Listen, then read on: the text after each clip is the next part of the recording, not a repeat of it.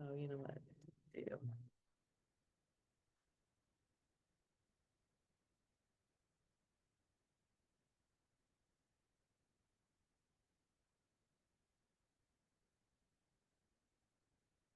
I promise I'll get it all figured out here in just a minute.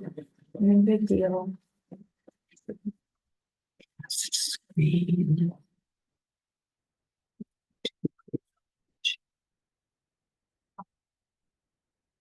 Okay, all right, there we go. All right. Morning, Mr. Smith. All right, good morning, everyone. So for those of you that will be seeing this later as it's uploaded onto the Facebook page, I'm guessing that there might be, oh, Autumn is here.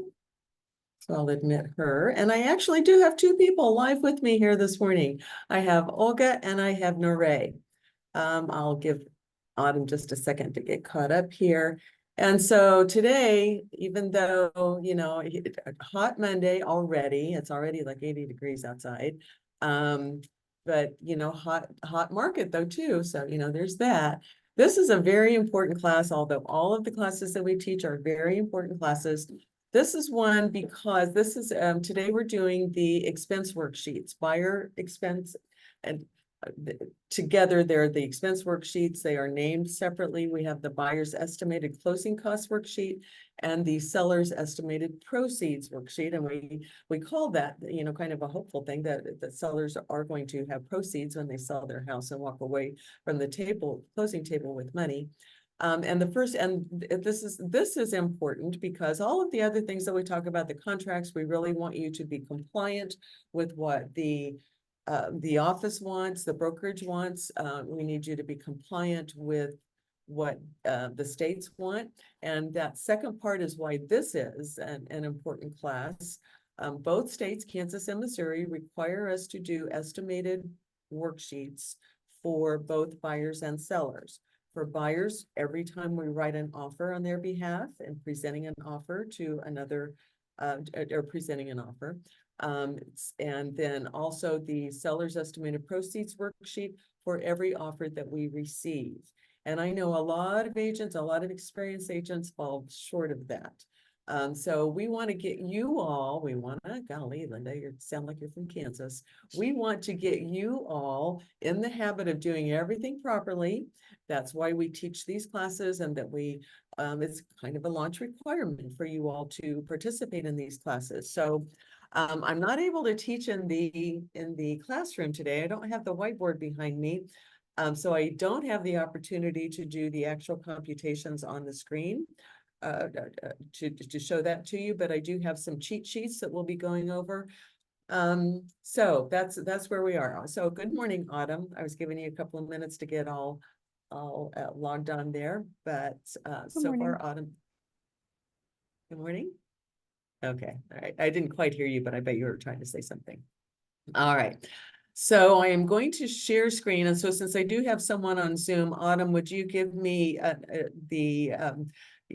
let me know when I start sharing screen that it moves with me, because I'm going to be showing different things at different times here. So, all right. So I'm going to, since we don't have anyone joining us on Zoom right away, don't have anyone else in the waiting room, we're just going to dive in.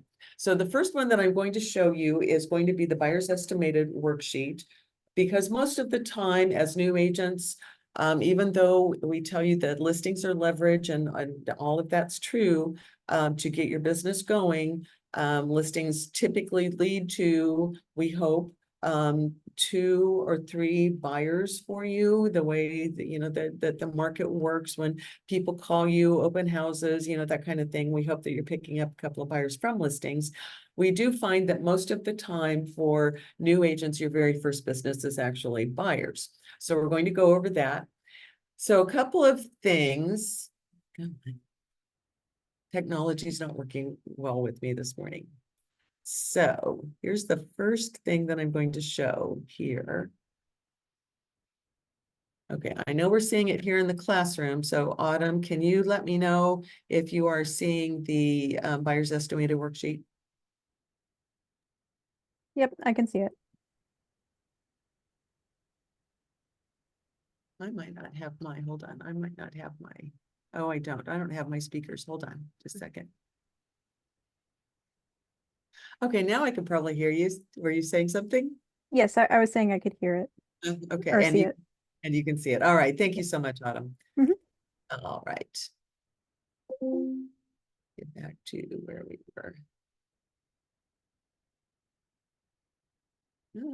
All right, so this is, as you will see at the top left-hand corner, it still says KW Key Partners. We need to get some of these things updated from our name change, but this is the one that I might suggest that you use for a couple of different reasons.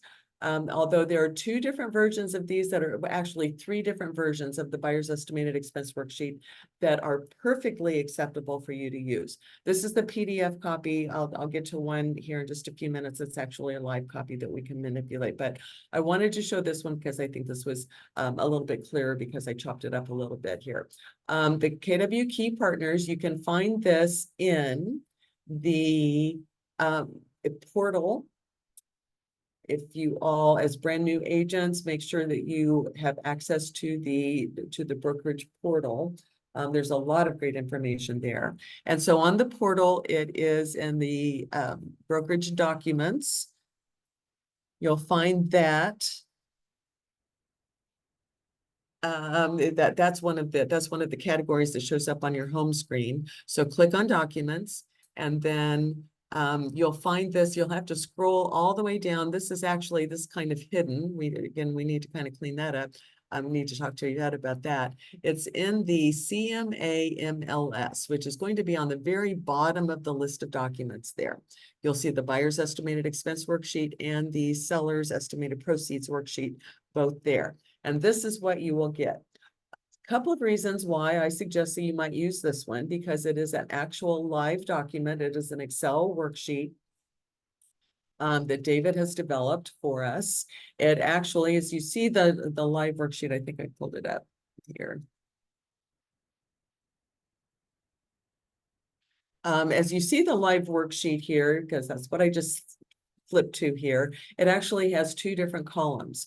I think this is very beneficial, even though the other one does too. I think this is very beneficial for buyers. As you're filling this out, making an offer, it's just real easy to say, well, here's what your offer is, but we might get a counter offer. And so this one has a pretty drastic variation there, but $100,000 to $200,000, but just to show you that it does change. So it has two columns, the other one does too, but this one is a live Excel spreadsheet. So it will do the computations for you. You just need to put in the correct numbers. So as we're looking here at the live sheet, so we have our buyer's name. All of this is editable for you. So put the buyer's name in, the property address for the offer that they're writing. We have an estimated closing date. Whatever you're putting in the contract is what you would put in here. Then we would have our purchase price. This is where I would start maybe splitting it up a little bit. We have $100,000. That's what we're offering, but the seller may come back with a counter offer, kind of worst case scenario. So you can do both of those at the same time. Your cash down payment, this is whatever your buyer is putting as their down payment. And you will either have that information from a pre-approval letter that they've provided to you, because you shouldn't be out showing properties without a pre-approval letter anyway, or a conversation with the buyer. They may have something a little bit different in mind than what is reflected on the pre-approval letter, but just make sure that they're putting down more, or that they have an updated pre-approval letter. But you'll have that information readily available to you. And then, so then our mortgage loan amount and all of that will be automatically calculated for you if you put the correct percentage in here. Sometimes we're not working with a percentage. Sometimes a buyer's going to be putting down, they have $20,000 they're going to be putting down regardless of what the exact sales price of the property is. So you just kind of have to figure for this to do the computations for you. You just have to do the figure, the $20,000 divided by the sales price of the house. Everybody, fifth grade math that we remind you of here while we're doing this. And that's really where I probably should have started. There is math involved in this, not necessarily when you're doing it, not a whole lot when you're doing it here with our Excel worksheet that's provided to you by the brokerage. But it's not difficult. And I think that's why a lot of agents just don't do this. I think the math scares them. And I know there's one person here that came through class with me that's here with me live today, but she said math scared her. But you know what? She got all of her math questions correct on her test. So, all right. So the math in real estate is not scary, folks. Really, just, to get that out of your brain. It is very simple 5th grade math. All right, so we have we have our header with all of our property and person information. Then with lines 5 through 7 are the loan amount that we're working with here. You will be doing one of these whether you're working with someone that's getting a loan or someone that's paying cash. They will look very different at the end, but you will be doing one. You have to do one for every offer that you present. All right, so now we're getting into then if your buyer is getting a loan to purchase this property, the loan and other costs. So we have our origination fee. Now is where I talk about the various ways that you can actually get this information and actually some cheats for you on doing this form.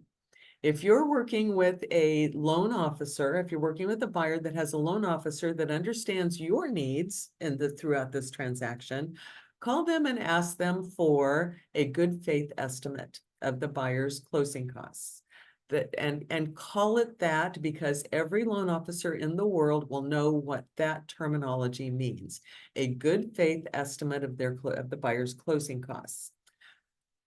Until and unless we get under contract with this property and actually get to the closing table or pretty close to the closing table, we may not know exactly what their closing costs are. Even the loan officer may not know, but we all have a pretty good idea based upon our initial negotiations going on here.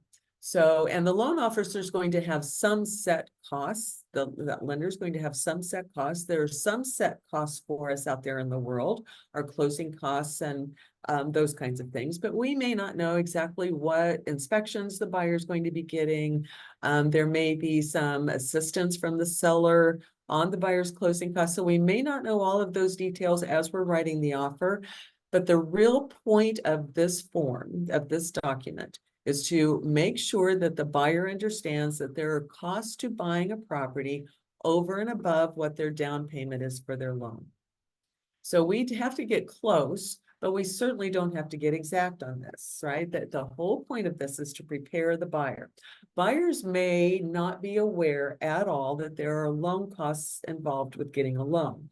And even buyers paying cash may not understand that there are going to be some costs that they have over and above, different from the purchase price of the property.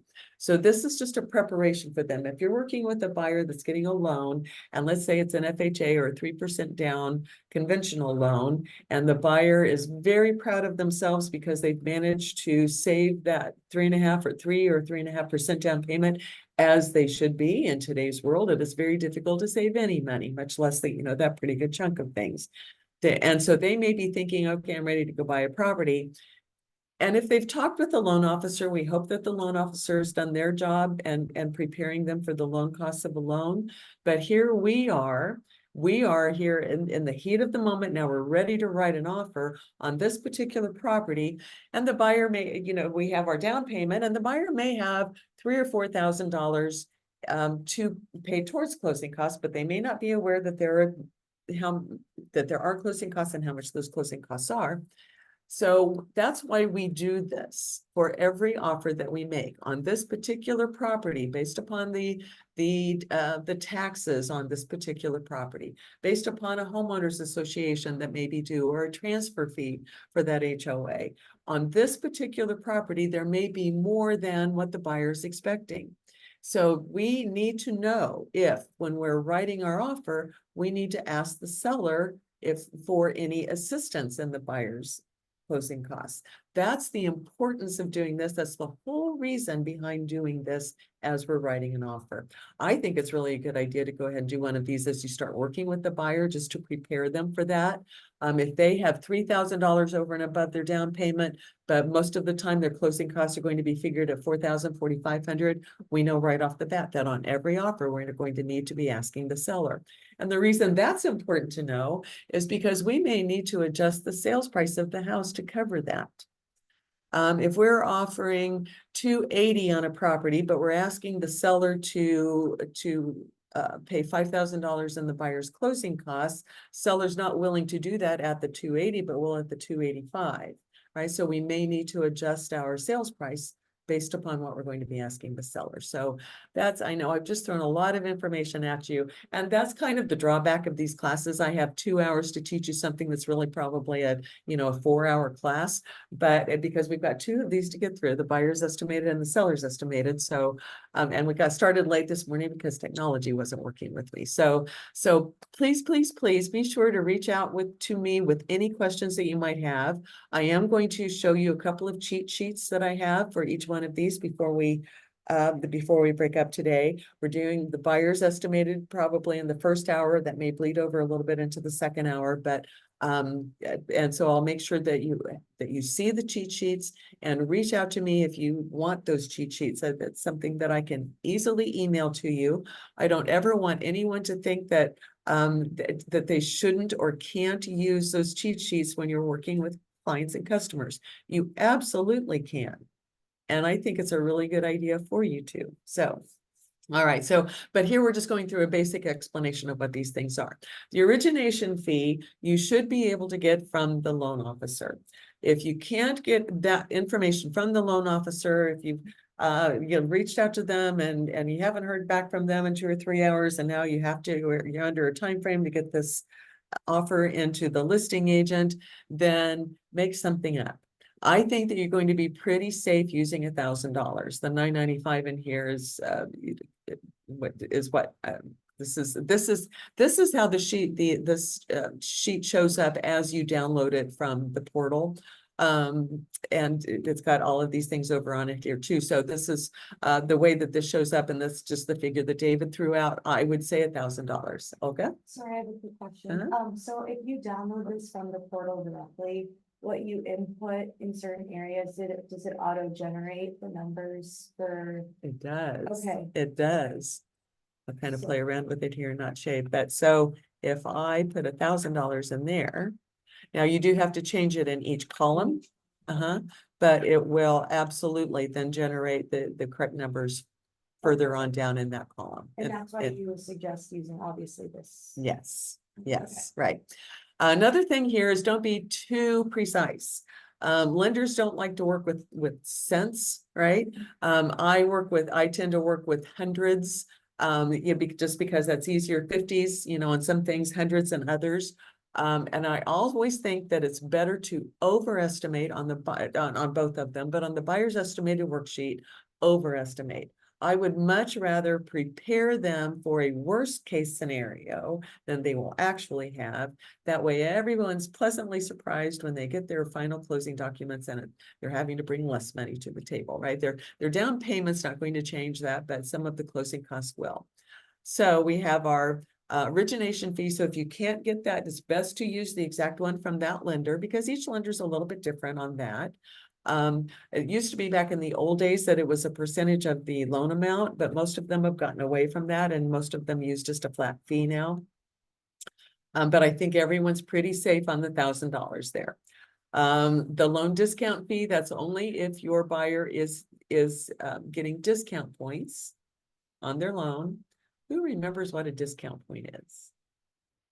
The point buys points for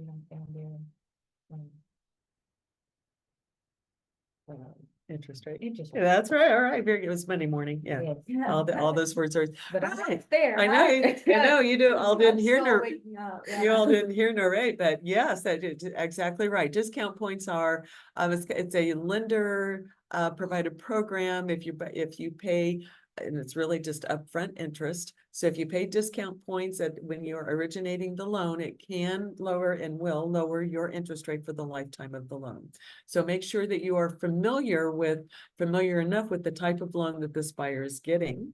Again, that can be a closing cost that the seller can pay for. I've done that many times, right?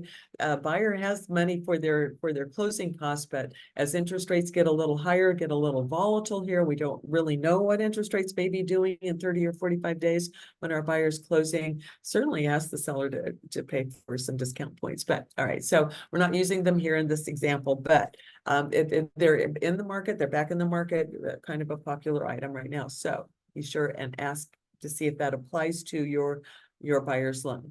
Credit report paid at loan application and the appraisal fee paid at loan application.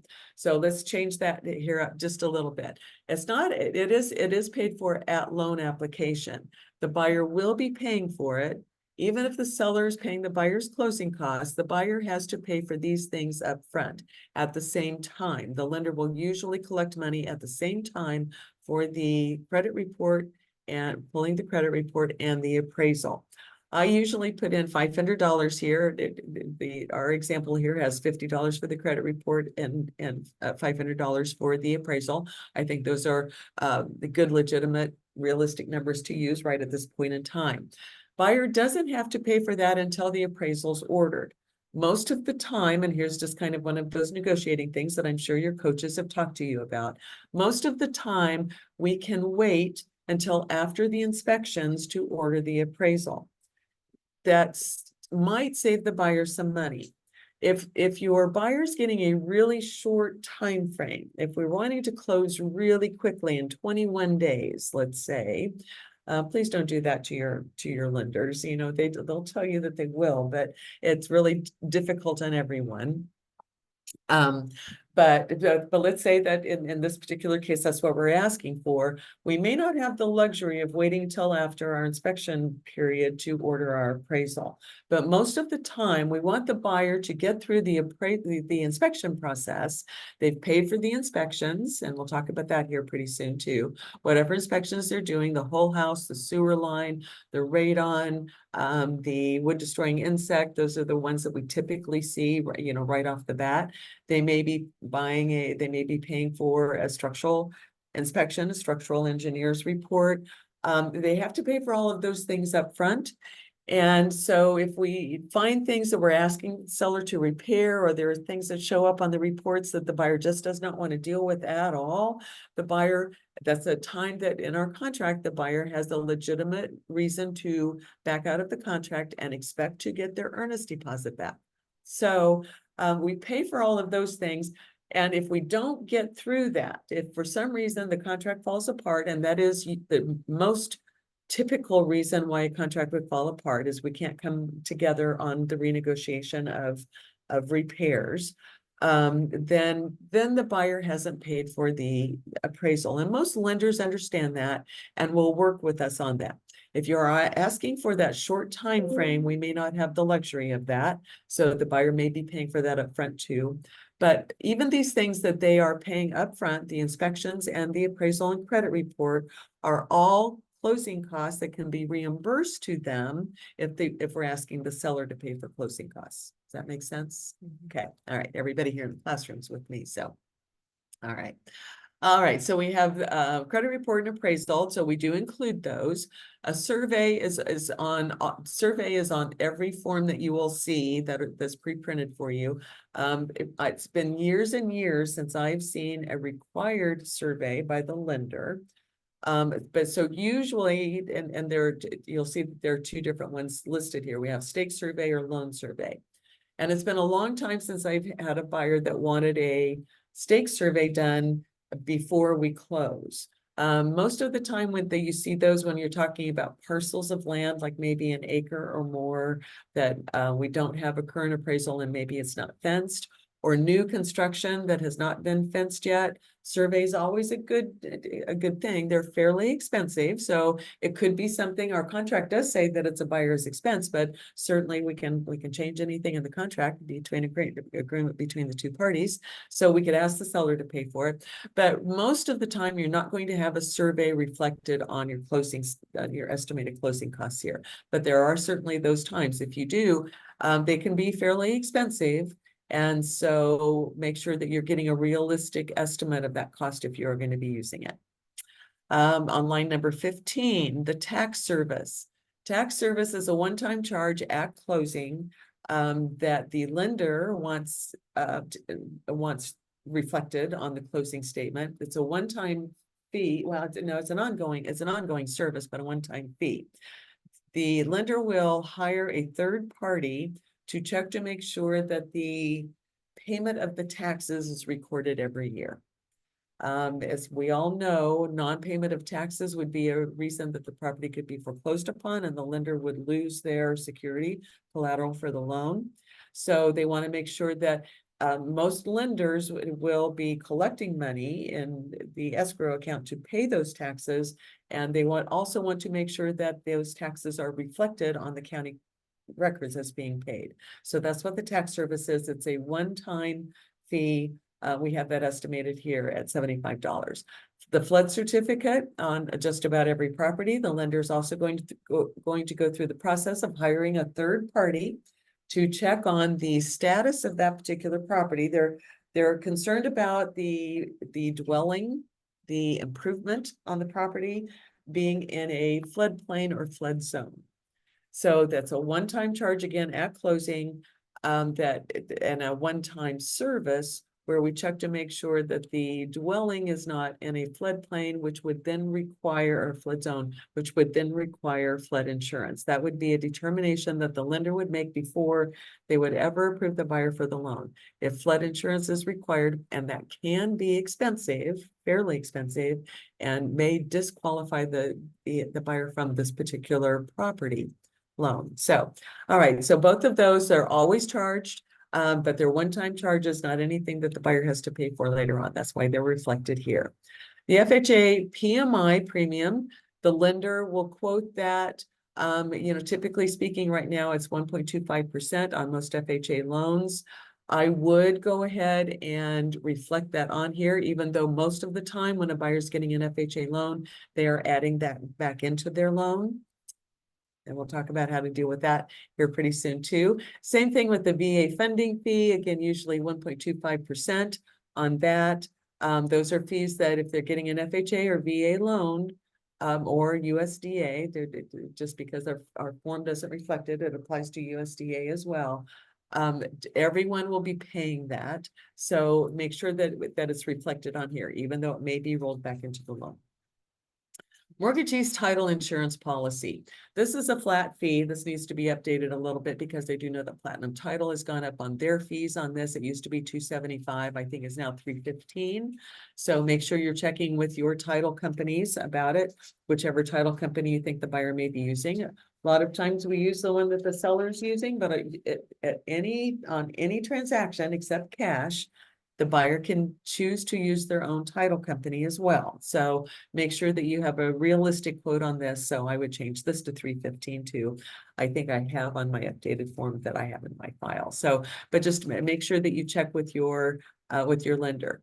On both of it, now I also need to point out, until we get a little further down the line, these are set fees that are going to be the same regardless of what the amount of the loan is, regardless of what the amount of the sales price is. So these are set, and you'll see that they're not changing as we're going down the line here.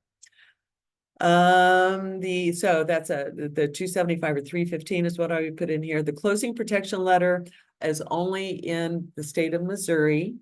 That is it's a letter that the title company requires and then charge, and buyers and sellers both pay for this. We'll talk about it also when we get to the seller side of it here, but only on Missouri properties. Kansas does not charge it, doesn't allow it to be charged.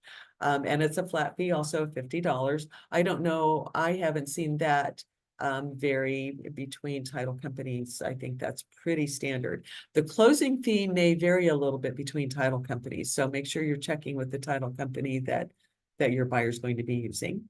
Recording fee. Recording fee is a fee that every county charges. It's a per page of what's being recorded at the courthouse. So that is going to change on every single offer, lender, property that you are writing offers on. So again, this is one of those, this is the first one other than possibly the origination fee that we have to guess on. I usually put a high amount in here. I like the fact that $400 is in here. I know other agents have put 200. It can be, and it really, it depends how many pages are in that lender's mortgage and note. You know, we don't know those things going into it. And, you know, it's also paying for the recording of the deed because that reflects, that's a protection for the buyer and all of that. So I usually put about $400 in here. This is one of those that we can pad. And again, it's a really nice surprise at the end. Now, I pad it because number one, the other little expenses may come up that we're not aware of at this point in time. So when I pad something, when I add extra in, I might cover some of those that show up a little bit later, or it's a pleasant surprise at the very end of the process when it's only $200 here. So 200 less that the buyer's having to bring in. Kansas mortgage registration tax, that can actually be taken out now. That's completely gone away. We used to have a special tax that was charged in the state of Kansas on the mortgages because remember, Missouri doesn't have mortgages, Kansas does. But that's completely gone away. You can zero that out on all of them. Now, brokers administrative commission, this would be, and this, again, this needs to be updated too on our form. Shouldn't have brought David's form over because I've updated this on all of mine here, but this $495 now, used to be $395, so that's $495. That is what you are charging your buyer in the buyer's in your exclusive buyer agency agreement. That flat fee of $495. Make sure that you are including that on every form of this that you will be doing. Any other commission, rarely will you have anything that shows up in here. If you're only if as we move into another world, only if you are getting with this particular buyer, if you are receiving all or part of your chunk of commission out from your buyer. In today's world, as we are checking every MLS listing that we're looking at, you know, check to make sure that the seller is paying your commission. If not, then you will have something that's showing up in here. I need to quit saying rarely because I think that might be changing here, at least temporarily for a time. All right, then inspections, our whole house. $400 is probably pretty good, 400 to 450. Check with your inspectors, you know, get an average going on in here or the highest that an inspector might charge for the whole house inspection. Wood infestation, $100 I think covers most of them now. I think right now most of them are the $85 to $90 range. And anything else, this is your opportunity to talk with your buyer about what inspections they may want to do on this particular house. You know, once again, I didn't include radon when I said earlier. So whole house, wood infestation, radon are the most common that we have. Quite often we have the buyer getting a sewer line inspection done also. So make sure you're talking with them about this on this particular house. If you do have concerns about what the foundation looks like, you may go ahead and order a structural engineer's inspection. So make sure that you're including all of these. Some buyers have mold tests done. I know lately we've had air quality tests done by some buyers checking for asbestos in the air. So make sure you're talking with your buyer and put a realistic figure for that buyer on this house in there, because you can always add in there in the other and designate what they're for. Homes Association proration. So remember, at closing, the seller has paid for HOA if there is an active HOA. On a single family home, it's usually an annual bill that the seller's paid, and now the buyer's going to be using part of that. So the buyer's going to be paying at the closing table, paying the seller for the buyer's portion of that HOA. If you're dealing with a condo or townhouse that has a monthly HOA, it's going to be the same thing, but just for that portion of the month, not for the rest of the year. So that needs to be reflected because that is going to be something that the buyer is going to be paying for here. Home warranty fee, we would show this only if the buyer is paying for their own home warranty. I'm seeing a lot of them here, a lot of offers lately. We're getting back to actually negotiating prices and terms. So I'm seeing a lot of offers here where the buyer is asking the seller to provide that. So we would only show it here on the buyer's estimated closing costs if the buyer is paying for their own home warranty. Other Could be seller paid closing costs. This would be when you would put a negative number in. If we know now that we've got this 3910 as is figured here on this one. And the buyer doesn't have $3,900, we're going to be asking for the seller to pay $1,500 towards the buyer's closing costs. That's where we would put that in as a negative number, and it would actually figure that for us on this particular form. Or anything else that the buyer's going to be, that we know on this particular property for this particular buyer that is not included up there. But this is a pretty extensive list, pretty comprehensive list. So chances are this is going to cover everything that on most lenders, most loan products for most buyers. The reserve and prepaids down here, this kind of throws everybody off a little bit. So the next section, the reserve and prepaids. If your buyer is getting a loan, most lenders are going to require the buyer to establish an escrow account. An escrow account is money that's collected every month in each month's payment from the buyer, from which then the lender will pay the homeowner's insurance and the taxes. Because those are both things that the lender really, really wants paid. I've talked earlier about a foreclosure for non-payment of taxes. Then if that would happen, the lenders lost their claim on the property. So they want to make sure those taxes are paid every year.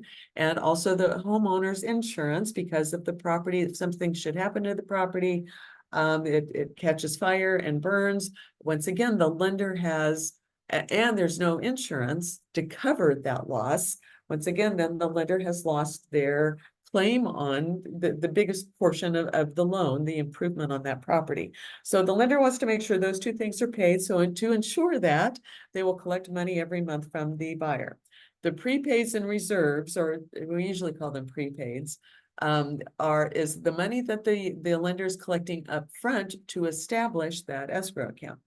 So the three things that show up here, actually could be up to 4 or 5, but the ones that typically show up, on line 37, we have 12 months of the hazard insurance and homeowner's insurance.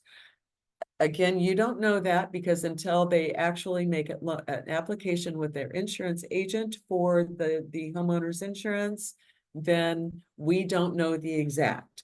You have to guess at that. I think the $700 here is kind of low. Maybe on a $100,000 property, but not on a $200,000 property. There's kind of a rule of thumb that we'll get to when we come back after break, because that's one of the cheat sheets will show up here for you. But so I would probably change that to maybe $1,200. Again, you know, make it a worst case scenario. It pleasantly surprise everyone when it comes in less than that, but I'd probably make that about $1,200 right now. But the buyer has to pay for a full year of insurance. We know that all insurance is prepaid, right, to cover us for the upcoming time. So we have to pay, we have to collect 1 year's insurance. Buyer has to have proof of that insurance at the closing table. So that's that money that we're collecting at the closing table from them. And then to establish the escrow account, usually what I will put in here is 3 months for each one. 3 months of the taxes on the property. So look on MLS and see what the taxes are, the current taxes. That's all we can really go by. Title company will try to estimate what the upcoming year's taxes will be, because we all know the taxes go up every year. That's kind of hard for us to figure, but title companies have their own ways of figuring that. So I would I would reflect 3 months of the current taxes on here, and 3 months of the homeowner's insurance on here. Oh, I see. This one is different. Okay, let me backtrack here just a little bit. Buyers does have to pay for 1 year's taxes. Remember, 1 year's insurance. So we reflect that. Plus, the lender will want some in there to pad to establish that escrow account, kind of pad that a little bit. So up here, David, I would put 15 months because I thought it was included down here. That's what was confusing me here. So 1 full year plus the 3 months that the lender's going to want. So 15 months of the monthly homeowner's insurance. And then that would figure that here over here for you. 3 months on the taxes that I talked about. Here, the reason that this is showing up here, if your buyer is getting an FHA loan or less than 20% down conventional loan, they will have MIP on an FHA loan, PMI on a conventional loan. And that also needs to be reflected in the escrow account and the prepaids. The lender's going to want the buyer to prepay some of that as well. So we'll figure that as we get to the monthly payment here, because we're not done with this form quite yet. So then all of this is on line 42 on this form.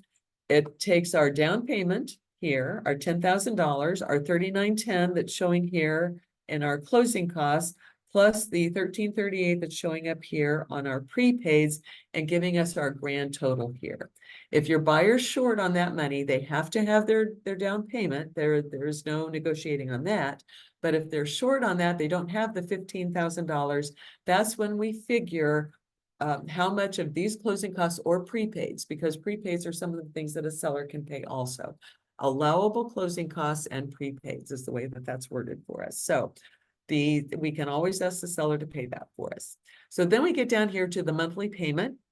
You're going to know some things that are probably on, you're going to need to know some things that are probably on the pre-approval letter. If not, these are things that you need to find out from the lender. Find out what interest rate they will be charging. Remember, we need that for the offer anyway. You need to know if there's a cap on the interest rate that the buyer can qualify for, or if they can pay whatever the prevailing rate is at closing, or if they're going to lock in. Those are all conversations you have to have. You have those conversations with the lender and the buyer, so the buyer understands too. So this was, you can tell this is an older form because we haven't seen 4.5 for quite a while. So put in the appropriate interest rate here. You will need to know the term of the loan. That should be on the pre-approval letter. If not, get that information from the lender. We have our taxes here. We are figuring we've gotten this from MLS that the taxes on this property is $1,400 a year. Again, maybe on a $100,000 property, but probably not even. We have figured and I'll show you that this does change to kind of answer Olga's question. If we figured that the taxes at $3,000, let's say, and you'll see that changed that over here. So beautiful form. That's why I think you might prefer using this one. We have our hazard insurance, and we'll say that's $1,200 there. Changes that over here. We don't know exactly what the PMI or MIP is going to be. We do know what MIP is because that has now become a flat 0.55% for all FHA loans, 0.55%. So you can always use that. Probably needs to be reflected. Well, maybe you did change that. I think we can change it there. If your buyer's getting a conventional loan, less than 20% down, we do kind of have a cheat sheet over here for you. And again, this automatically puts that in because the form will figure how much of a percentage that down payment is for that loan. But again, this isn't true because this can also change based on the buyer's credit score. So, but this again just gives us a good idea. And that's really all we have to have here, folks. We have to be somewhat realistic, but we don't have to be exact. So this form then, based upon all of this, and we say that our MIP or PMI premium here is $450 per year. So that's $38 per month. So on this particular loan, on this particular house, our buyer's estimated monthly payment is going to be $1,048. It's more than that over here because that was a higher loan. We started out at $100,000 sales price versus $200,000 sales price. All right. All of that on our internal form here that does all of the computation for you and does it all on one page. You'll see here that we have the buyer's acknowledgement down here. That's just, and make sure that you're having that conversation with them. Hey, this is just an estimate. We will get more true figures from your lender. And as we get closer to the closing date, we can update these for you. And so you'll see that, and this has to be dated. The date on this form is very important because that's what the state's going to look at if they are auditing this particular file. This is what compliance here at KW and KC will be looking at to make sure that the date on this is the date of the offer. All right. Can't do it after the fact, have to do it before. All right. And then you will be signing it too. Right? So again, this is just an acknowledgement. Make sure that you're having that conversation with the buyer. This is just an estimate. All right, now I'm going to, I've got a dot loop open here. Going to show you a couple of other ways that before we take our break, we are going to be taking a break here, but before we take our break, I'm going to show a couple of other ways that you can do the buyer's estimated closing costs. So if you get into dot loop, and again, Autumn, I'm going to ask you, did that now switch over to my dot loop page? No, it's still on the spreadsheet. Okay, thank you.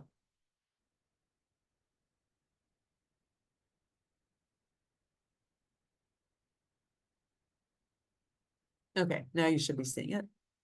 Oops. Yep, I see it. Okay, all right, so in dot loop, we could come to our templates where you'll find everything else that we talk about, all of the other documents that we talk about. Over here in the 2024 KCRAR residential forms, it's also in the interactive forms, but residential forms is a shorter list. Everything's in alphabetical order here, so you can scroll down to. Oh, I passed it, sorry. Oh, wait, actually, I think it's not showing the right window.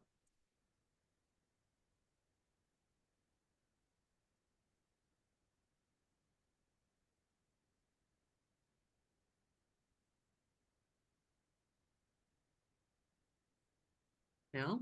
There it is. Sorry about that. Okay, oh, no, well, no, I must have clicked on something. Yeah, okay. So buyer's estimated expense worksheet here. So you can use this, the KCRAR. Absolutely fine for you to use this. This is a dot loop form. And you can fill this in. All right, it's not letting me here because I don't have it in a loop. This doesn't do the calculations for you. This is a live form. You fill in everything here. It's got all of these things that you can fill in, and you can put numbers over in here, but it doesn't calculate for you. You know, in a pinch, you may remember that you can get here. That again, you could use all of the same figures that we talked about earlier to put in here, but you will have to do the addition yourself. All right. And the reason that I like our internal form is because it does all of that for you, all of the calculations. It does have those cheat sheets over there for you on the PMI. And on this one also, the monthly payment is still there. It's just on the second form. So if you print it out and using wet forms, it's on the flip side or a second page, it's on a second page here in dot loop. And you'll have to, this doesn't have all of those cheats for you, all of those helps for you. So, but all the same things are here. Pretty much the same thing on the buyer's estimated on both ones. When we get to seller, when we come back from from break, I'll show you the real reason why I prefer to use our internal form on the sellers too. But again, you can add your buyer signatures in here. You have to sign it also, and your signatures in dot loop show the dates on there. When you're using our internal form, what you're going to have to do, because you can't bring an Excel worksheet over into dot loop or into command, it has to be a PDF. So you'll have to do it, print it to PDF, bring it over into dot loop and assign the signatures to it, yours and the buyers. All right, so there's that.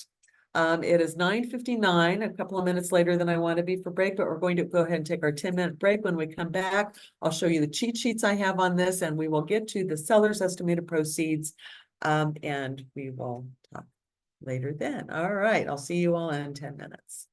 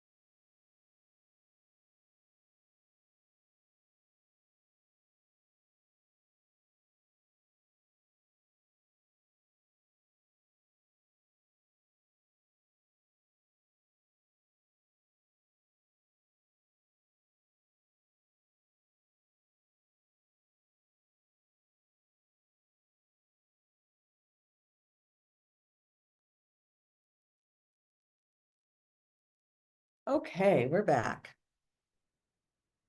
So I will share screen now. So I know that was very quick. Trying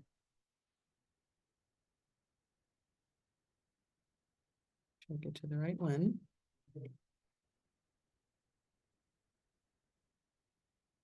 All right, so back to then our cheat sheets on this. So this is basically then what it looks like. The cheat sheets that I have for you. I have a buyer's estimate expense worksheet. This is the explanation of. Another reason why I think it's very important for everyone to attend this class and very important for everyone to understand what each line is on that, because I'm going to show you a couple of easier ways that you can do this, is because when you present this to the buyer and you're having your conversations with the buyer, because you should have a conversation with the buyer on every document that you send them. Don't ever send anything to anyone and just expect them to sign it. You should be telling them exactly what it is that you are sending them for their signatures. And they may have questions about this. Once again, don't ever feel that you're inferior because you're using a cheat sheet. The worst possible thing that could happen would be when you send that to the buyer and they come back to you and say, well, hey, what's this, what's the tax service fee? What are those two things for? Because buyers, and especially if buyers have gone out and done their research as they will and as they should online, they're going to be running across the term, junk fees that lenders charge and junk fees that title companies charge and junk fees that real estate agents charge. And so they're going to think those are junk fees. So they're not, right? They are legitimate things that the lender is going to require. And even if the buyer thinks it's a junk fee, it's still going to be something that the lender is going to require, right? And so if the buyer says, well, I'm not paying that, well, I guess we won't be getting the loan then, it's pretty much the way that works. But for them to ask you, well, what's this? And you don't know what it is, right? Oh, I'm not sure. I put a number in there, but I'm not sure what it is. Worst possible thing in the world. So please, please, please become familiar with these forms, just as familiar with these as you are with the contract, so that you know what the explanation is on each one. So I've done this for you, all right? Yay, Linda. All right, so then I also have a cheat sheet here for you, and all you all have to do is ask me to send these to you. I have them available for you. I think they might be in Kristen's Power Tools, but I'm not 100% sure, and it's difficult to find some things in the Power Tools because there's a big long list of things in there. So just reach out and ask me to send them to you. I'm happy to. So I've taken then my PDF of the internal form that I use here. Get rid of that. And given an example and where to get that information. That's what I've handwritten out here on the side from the lender, from the title company, right? So there's no reason you all really truly have no excuse to not be doing these forms. Do some of these practice forms. This is just like writing a contract. You don't want to be in the heat of the moment with a buyer ready to write an offer, and you have to have that offer in 2 hours because it's going to take you every minute of that to write that offer. You don't want to be in the heat of the moment thinking, oh, I know I've got to do this and I don't know what to do. Pick a house, make up a scenario of your own, and do several, not just one, do several practice of these so that it becomes kind of second nature for you and you do know what you're supposed to put on every line. Feel free to send those to me. I'm happy to look those over and help you with them if there's some adjustments that need to be made. That's what I'm here for, folks. I am your contracts coach, right? We want to make sure that you're compliant on everything and as accurate as you possibly can be, not only for your benefit, for your client's benefit, but to make sure that you are compliant with what the office wants you to do and what the states want you to be doing. All right, so we have all of that. One other cheat sheet, and I apologize because I don't have one. I thought I did, but I can't find it. So I'm going to show you an example of something. This is actually on the seller side, but there are ways that you can get around actually having to do either one of those two forms, either our internal form or the KCRAR form. if your buyer's working with a lender, the chances are, and I know most of our in-house lenders have one, chances are that lender, number one, is going to be able to give you a good faith estimate. Most of them do. There are a couple out there that won't do that for you. So, and I don't know why. I'm not even going to try to make up their explanation because I don't know why. But if you get their good faith estimate, you can use that as your buyer's estimated closing cost worksheet. But the real caveat there is that it doesn't probably include everything that you need to include. It will have the loan costs, it will have the prepaids, it will have an estimate of their payment. But some of the things that it might not include are the inspection costs, and it probably won't include your commission. So make sure that you look that over. You can use the figures that they have there because they're giving best guesses on those two, but make sure that it is including commission and inspections. If it isn't, you can, once you get it into dot loop, those are things that you can easily add to the bottom of that form. I'll try to, I did look over break, and again, I thought I had one in my file. I don't know where I can get one. And so if I have a couple of extra minutes at the end of this hour, I will look for it and bring it up and show you that you have to add those on to the bottom. You can add text on dot loop. You can add text to any PDF. So just add that at the bottom, commission, and then the dollar amount, the inspections, and the dollar amount, and then retotal everything. So that absolutely is an appropriate way for you to be doing that. I'm using the seller's net sheet here that comes from Platinum Title. You can see here I've got Platinum Title and Margaret Arnold's picture there. They also, most title companies also have apps on which you configure these things. Perfectly acceptable for you to print one, to plug the numbers in, print that off and put that in your file as your buyer's estimated. I mean, this is the sellers because they don't have the buyers in here. I'll get one for next month. It's not, or 2 months from now. It's not helping you all here today. But again, make sure that it includes everything. So we'll talk a little further about this because now we're moving on into the seller's estimated sheet. But so that's the way that the buyer's estimated worksheet works. Any questions here from either one of you here? Or Autumn, if you have any questions. Any of you watching this later on our Facebook launch group Facebook page, if you have any questions about this, reach out to me. Again, my phone number. I want to make sure that everyone has my phone number. I do respond to texts a little quicker than I do to emails. So my phone number is 913-219-2289, 913-219-2289. Go ahead, and all of you listening to me, if I haven't already had a text conversation with you, just go ahead and text me just so that we are connected that way, to let me know who you are, so that then when you're texting a question or something, I'll know. I think Ray and I have, but I know, but yeah, Olga. Okay, good question. Then contract. So my email as contracts coach is contracts, CONTRACTS plural, coach, COACH at, and I'm still using my old one, KW. No, I'm sorry. No. KW, no, I'm right. Golly, I usually say it all in one fell swoop. KWKey.com. KWKey.com. KEY.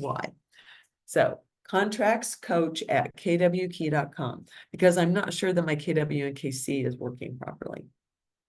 I haven't checked it in a while. It hadn't been. So all right. So yes, email me. I will send you all of these cheat sheets. Text me that you want me to send you the cheat sheets. If we haven't already exchanged emails, make sure you include your email address for me too. So, all right. So we have that one. We have our example. I have the explanation sheet, and then I have the kind of the cheat sheet where you get the information. All right, now we are going to go to our sellers. Your cheat sheet.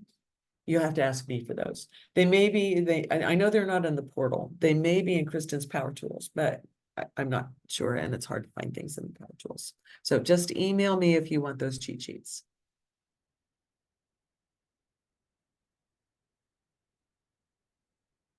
All right, now moving on to the seller's estimated proceeds worksheet. Same thing applies to this as it does to the buyer's agency or buyer's estimated worksheet. We have our own internal form available on the portal and documents. Have to scroll all the way down to CMA MLS to find them there, but it's there. It's just not well labeled there. We have our seller's estimated proceeds worksheet there. There is one available to you on the KCRAR templates folder in .loop called the seller's estimated proceeds worksheet. You can also get this printed out from a title company because most title companies will have this. Lenders won't have this side of the transaction for you, but title companies do. Most title companies, most of the big ones have an app that you can download that will have figuring buyers estimated costs and sellers estimated costs, just make sure they're including everything. Most lenders will have an app that you can figure the buyer's estimated costs on too. So figuring it that way, even if they don't provide you a good faith estimate. So a few different ways that you can get to this, but I think it's a good idea for you to do these, to actually do the forms a few times so that you become familiar with them. All right, our seller's estimated proceeds worksheet. Once again, I'm going to use our internal form because it does all the calculations for you.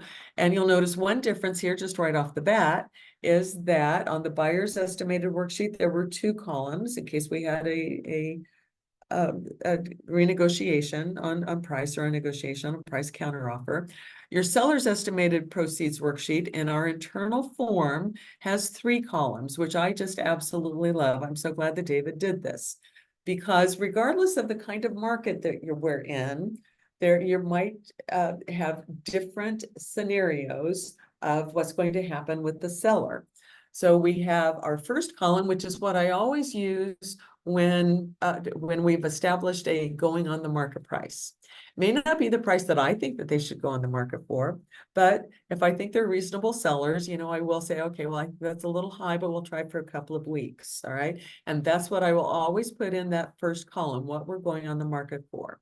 I will then add use those other 2 columns for, well, but we may get an offer, or if they're going on a little higher than I am recommending, but will revisit it in a couple of weeks, sellers, then I will put my suggested price there in the middle. And then that last one, it's like, well, kind of a worst case scenario. The state requires that we do one of these for every offer that we receive. And if you're doing it for that reason, then just use that first column based upon that particular offer. Maybe the second column if the seller's thinking about making a counter offer to that offer. And all of that's just fine. You don't have to use all 3. You never have to use all 3. I think it's a good idea for you to use all 3 and the times in which you might use the various columns. But here's the thing too, your broker wants you to do one of these when you take the listing. That's not a state requirement, but it could be a broker requirement. And here's why. Here's the reason behind that. So your seller wants to sell their property for $280,000. In the course of doing this and your conversations with the seller, you find out that they have a first mortgage that they have to pay off. And most sellers are probably aware of that they have to pay off whatever loan they got when they purchased the property or when they refinanced or whatever they've done along their ownership timeline. What some sellers don't understand is that there are other things that have to be paid off also. Number one being any other loan on the property. If they have used the property as security for any other loan, for any second mortgage, junior mortgage, that also has to be paid off. And a lot of sellers don't understand that. And make sure that you're using all of the verbiage that you are familiar with when you're talking about these things to try to spark the seller's memory. If you say, well, do you have any junior mortgages? Do you have any second mortgages? Then we say, oh, no, just the one. But then if you would say, to throw the term HELOC in there, oh yeah, we've got a HELOC. Well, see, HELOC stands for Home Equity Line of Credit. So seller, you did use your property as collateral for that loan as well, so that will have to be paid off as well at closing. All lenders are going to require, all title companies are going to require that. It's all in the loan paperwork that you signed. So make sure that you're throwing in all of those terms to try to spark their, oh yeah, we do have one of those. And so those are the two that have to be paid off. And we'll talk about taxes here, which is important too. However, your commission, also a very important part of that as well. So sellers, they may figure in their head, oh, you know what, and whatever we've negotiated with that particular seller, where it's 5% or 10% or anywhere in between, that for the commission that they're going to be paying, that we may be sharing with with the selling broker out there. They may know that in their head, oh yeah, plus 10%, selling commission. But until they actually see the numbers, they may not truly understand what that number is, and that it has to be paid at closing from their proceeds. You may run across situations in which sellers can't sell their property for what it's going to take to pay off everything they owe on it, plus all of their closing costs, including our commission. We want to know that before we go on the market. We don't want to be on the market for 3 weeks, get an offer, and then when we do this at the time of the offer, the seller has to bring $30,000 to the closing table, and they don't have that. Well, we've just wasted a lot of time, money, and energy on everyone's part. Theirs, ours, and that buyer's. So do it do it as you're taking the listing, before you ever sign the listing agreement, right? When you talk to the seller. That's another time to use worst case scenario. The seller may be coming out okay for the price that we're going on the market for, thinking that's a probable sales price on the house, but the market's doing weird things these days, folks. Each individual house is in its own individual market, and it's really getting a little difficult for us to predict, and none of us have a crystal ball anyway, what's going to happen. So do a worst case scenario as you're taking the listing here. Just so once again, if we say, okay, well, what happens if we can't sell it for $280? Something happens dreadful in the market. And I will also warn you, tell you this as a warning too, as we get closer to the presidential election, every 4 years when we're coming to a presidential election, it doesn't matter what's going on in the world. Every 4 years, our market gets squirrely. Interest rates go weird, market goes weird. So we just really have no idea. So let's say to the seller, so, as we're moving through the summer and as we get into the summer, late summer and fall, the market slows down a little bit too, and we can't sell it for $280. Let's say the best offer that we can get is $250. And you have that reflected here on this estimate. Would you still be willing to sell at $250? All right, that's the conversation to have. Very, very, very important conversation to have as you're taking the listing. Don't wait until it actually happens. All right, so now, this is my live form here. So we again have our header where we're identifying the seller, and we have our property address here. As we are doing this, taking the listing, we have no idea what our estimated closing date is. You can kind of maybe have a guess based on what the market's doing. You might put the 60 days out in the future. You might put it 90 days out in the future. But again, use your judgment on this. And that's what we're going to be basing some of our numbers on down here, because a lot of, for the seller side and for the buyer side, a lot of them are based upon the date of closing. All right, so then we have our sales price. This one, because David's a numbers guy, right? So we have what our list price is here, what we went on the market for. And then as you become a more experienced agent and have some of these under your belt, you will be following your numbers, and you'll know that you typically sell 97%, your ultimate sales price is 97% of your list price, or 95%, or whatever your numbers show you. Since you don't have those numbers to go on, you can either use our market center numbers, you can use the KCRAR numbers, or you can just use a really realistic price there as the sales price and use 100% in there. So it doesn't really matter, but your commission is based on your sales price here, right? So that's what's going to be reflected, but either the sales price or your average percentage sales price, whichever one is lower there. And so that's going to figure there for you. Less items to be paid by the seller. So seller will have some things that will come directly out of their proceeds. They're not going to be writing checks at the closing table. Title company is going to be taking this out of their proceeds before the seller ever receives any money. So any existing mortgage or loan, because Missouri doesn't have mortgages, any existing second mortgages or HELOC, again, you all are using your all of the words in your arsenal there. That will have to come out also. Any other encumbrance, if there is an unpaid, if there's a judgment against them, that they know has to come out, a mechanic's lien, anything like that. Now, you may not know that as you are taking the listing.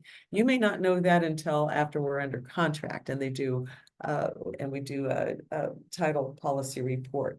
If you think that there might be something, though, you can always ask the title company to pull an early title report to show something. If you're working with an estate and you think that there might be a Medicare claim on it, or if the seller has called you to put the house on the market because they're behind in bills, chances are, if they're behind in their car payment and the credit card payments and all of those things, they may be behind in this too. So if you think that there might also be liens already put against them, there might be judgments or things being filed against them as we are going through this process. So if you think that and you occasionally will run across those situations, go ahead and call your preferred title company and say, you know, there may be some things that's showing up on this and I just want to know before we go on the market, and they'll run that for you. Be careful. There are some title companies out there that will charge you for that. Platinum does not, or they didn't, last I knew. So always ask that question too. It might be worth the $200 or whatever they're charging you, but always ask. And you can always ask for them to pull it. And we used to call those ownership policies, and they might still know what you're talking about there. So any other encumbrance that you know of or suspect, you would put in here that would have to be paid at closing. Our first mortgage interest proration. So this is when I wish I had my whiteboard. So back behind me. So the interest proration, if we're closing, let's say that we put a 90-day close on that. So 3 months from today would be September 17th. As you are making up any of these dates on there, make sure you're checking a calendar to make sure that it's not a holiday or a weekend. But let's say we've already done that. So we've got a 90-day estimated closing in here. Everybody, I hope, remembers from your pre-license class how loans work, right? So loans work by paying when the seller's going to close on September 17th. They made a payment on September 1st. That payment paid for the interest that accrued on their loan in the month of August, right? All house payments are paid in arrears. They pay for the preceding month's interest. So when we hear a closing on September 17th, the seller will have accrued interest from September 1st through September 17th. We have to figure that and put that on this estimate of proceeds here, because that's money that the seller will have to pay from their proceeds of the sale. So their first mortgage interest proration, you're going to need to know what their interest rate is to do this. And the simple way of figuring interest is, if everyone remembers from their pre-license class, is to multiply the loan balance, whatever their current loan balance is, and you're going to have an estimate of that up here from their existing first mortgage balance, times the interest rate, and that will give you the annual interest, and you divide that by 12. Then as we are figuring here on this one, and from on this estimate, this is my live version. So on ours, then we would be showing, from 9/1. Because it does, I thought it did, that it converts everything to 2 digits there. 9/17/24. And then we would put that figure in there. We have to figure that. Really easy. I've got a cheat sheet for you for that too, that when we get to the seller side, I'll show you that. Then you would do the same thing on any second mortgage, any junior mortgage, any HELOC that they have. whatever interest rate times whatever the balance is, divided by 12 to get the monthly figure, and then divide by 30 to get the daily figure, and multiply that by the number of days you're going to be charging. All right, tax proration. Tax proration, I must have skipped some things on the buyer's estimator, because that's money that they'd be receiving. But tax proration, once again, I hope everyone remembers this from their pre-license class. Taxes here in Kansas and Missouri, we've got it easy because both states do it the same way. Start accruing on January 1st, are due and payable the end of December. So if we are closing on September 17th, that's our estimated closing time here, then the seller won't be getting the bill for the taxes at the end of the year. The buyer is going to be getting that. If that's when the closing is going to happen, buyer will get the bill for the entire year. At closing, the seller will owe the buyer for the amount of time that the seller has lived in the property, figured on a daily tax rate, on a daily tax basis. So we will take our annual taxes, best that we can figure them. And so basically we can use last year's taxes because that's all we'll have. Divide that by the number of days that the seller has lived in the property or still owned the property. And that's what we're going to be showing here. Now, we showed our interest proration for just the month there because that's how loans are figured. But here, and I'm making this easy because it does change a little bit on Kansas, we're going to show our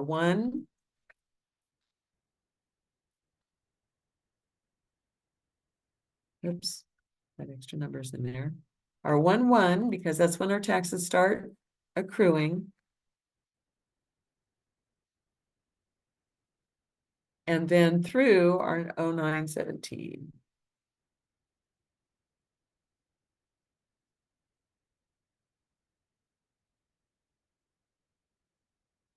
Should be 17.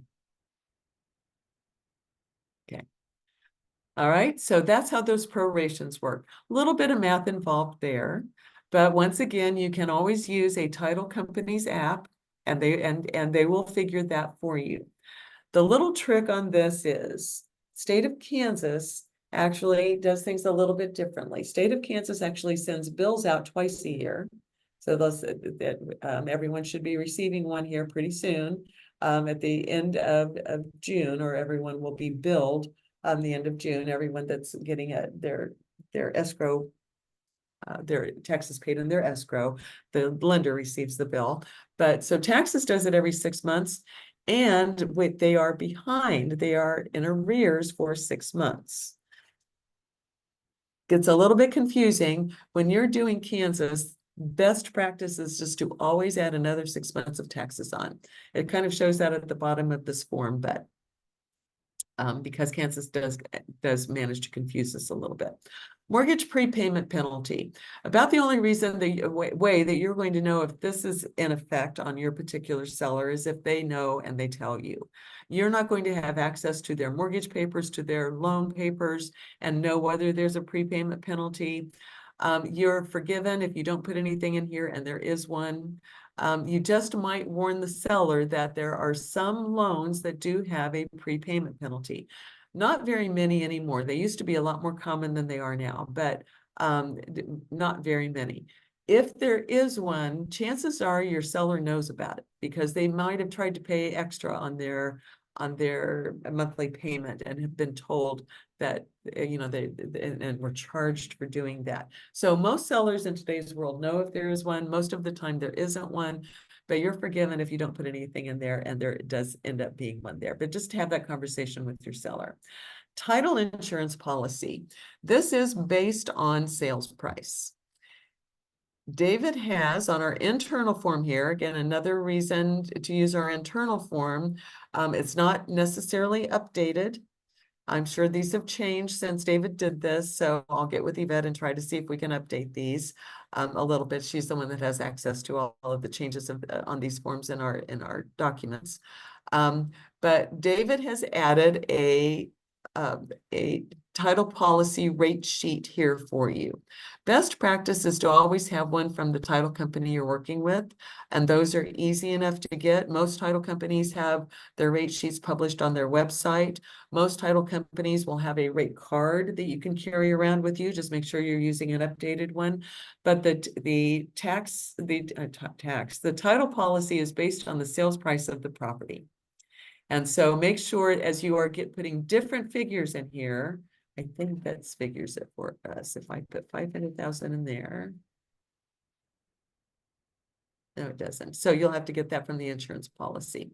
So make sure that from the rate sheet. So make sure that you are adjusting that for each one of the 3 different prices that you have there. The escrow loan closing fee, I know these have gone up for Platinum Title 2. I think they're $250 now for all sellers closings, and a flat fee, right? That doesn't change, regardless of whether it's cash or the buyer's getting a loan. Then another reason why I prefer to use our internal form rather than the one that's available on KCRAR or anything that any title company can provide for you on an app is that because David has broken this down for us. If we're charging the seller 7%, let's say, because, I keep changing that because we all know that there's no standard commission fee, right? It's whatever you negotiate with every seller. Of course, we do have an office policy that we prefer 6%, and that's what David's used here on this form. But this breaks it down for the seller to show the seller that out of that 6%, we, the listing broker, are keeping 3%, but we will be buying the buyer's agent, we will be paying the buyer's agent, the buyer's broker, 3% of that. Again, all of the news about the lawsuits and the way that the agents were doing things wrong all along. Our listing agreement always made it perfectly clear that we were sharing that information. If you used our internal form, that always made it perfectly clear that we were sharing that commission. That information was readily available. I don't think that we internally have that problem, but just another reason to be paying attention to use the forms that we provide for you, because we will be making sure that you are always making all of that perfectly clear. Now, what we can't do as the brokerage is ensure that you are having those conversations with the seller. Once again, if you just sent that listing agreement to the seller and asked them to sign it, it didn't make it real clear to them because nobody ever reads those. It's only when you have that conversation on the listing agreement and then also on this form. So seller, we will be sharing that commission with whoever brings the buyer. All right, then any other additional commission, if you're charging your $495 to all sellers, that's where you would put this in there too. Right, okay. Homes Association dues prorated once again, but this is a proration the other way. Up here on our tax proration, the seller is paying the buyer at the closing table. On our Homeowners Association, the buyer is going to be paying the seller. So it's actually money that the seller will be receiving, right? Buyer's closing costs, if we're in a price range in a market that we think that most buyers are going to be asking the seller to participate in the buyer's closing costs, go ahead and put a number in here. Again, when you're taking the listing, I would prepare them for absolute worst case. I'd go ahead and put $4,500, maybe $5,000 in here just to prepare them for that, because some buyers may be asking them. When we are preparing one of these based on an offer that we've received, which is what you're supposed to be doing also, we will know based on that offer if the buyer's asking for it or not. So that can be adjusted at that time. Here at listing time, I prepare them for absolute worst case of everything. So I would go ahead and probably put $5,000 in here. Cost not payable by the buyer, that's really kind of gone away other than the buyer's commission on an FHA or FHA and VA loans. So make sure you're up to date on that information because that might be changing here pretty soon too. Discount points, it used to be that FHA, VA, USDA did not allow the buyer to pay discount points. It had to be something paid by the seller.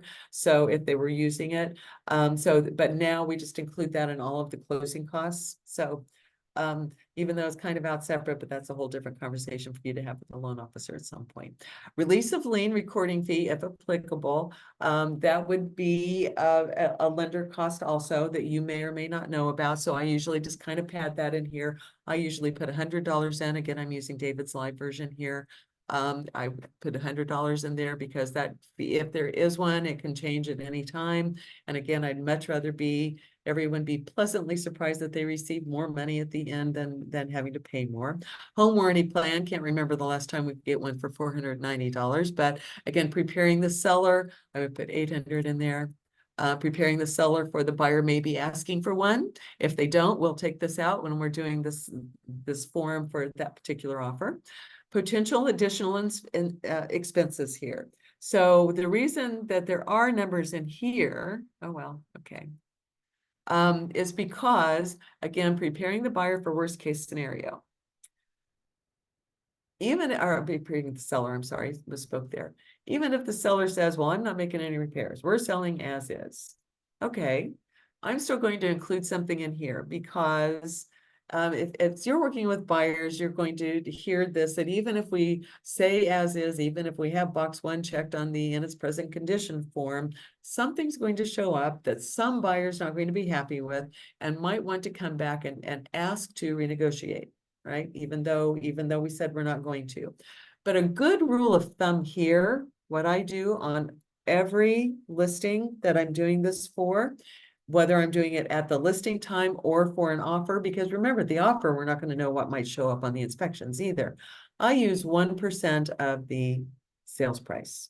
So if I've got a $500,000 sales price listed in here, I think that's realistic. I'm going to put $5,000 in here, $5,000 in here. If then I'm using 475 here, I would reduce that to the 4,750 down here. And make those changes all along. Again, it will do the computations for you. You just have to add the correct numbers in on every line. Termite treatment, our contract says that the seller will pay for termite treatment or wood destroying insect treatment if evidence of a live infestation is found, or no evidence of previous infestation and no evidence of previous treatments, right? So our contract does call for that. So I prepare the seller for that, again, worst case scenario here. Rarely is there anything other that might show up in here. Most of these are kind of padded, but the only other thing that I might include on the sellers would be, I might throw in a couple of overnight fees because there might be an overnight fee to pay off their current mortgages and HELOC if that's the case. So I might throw in $100, $200 in here, again, just to cover anything that I didn't cover earlier or something that might show up.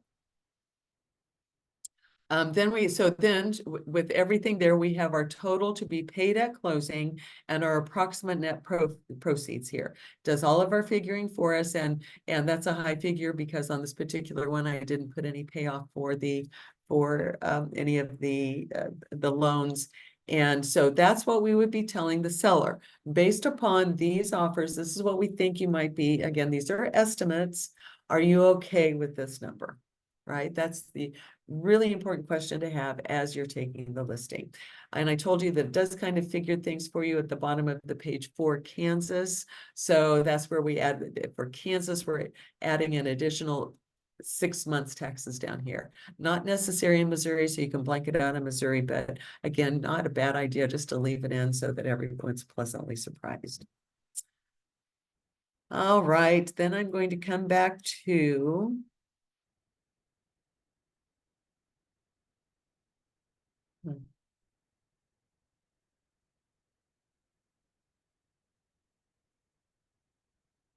is it this one? No, it's this one. All right, so the cheat sheets that I have for the seller. So I did show you another, so you can use our internal form, you can use the KCRIR form, or you can use something that's prepared from a title company's app. Completely different figures in here on this one, but again, make sure that it's showing everything that you charge. It does show here on this one, the broker's commission.